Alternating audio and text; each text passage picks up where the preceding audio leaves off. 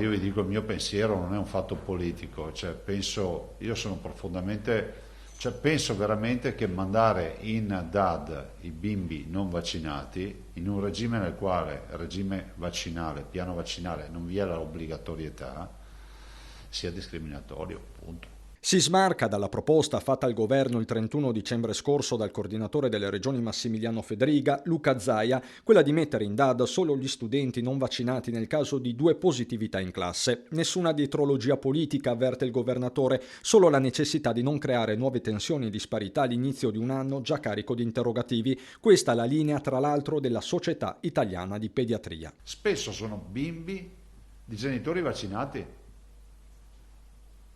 Quindi si rischierebbe anche di fare un mix di conflitti sociali che poi diventano trasversali, diciamo, in maniera anche atipica, se volete, no?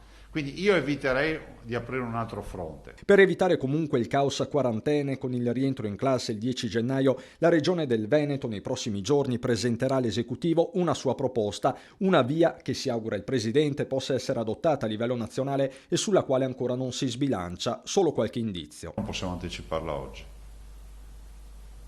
nel senso che di modifica di regole, la proposta di modifica di regole rispetto alle quarantene, alla durata delle quarantene e di chi dovrà fare quarantena rispetto alla situazione vaccinale.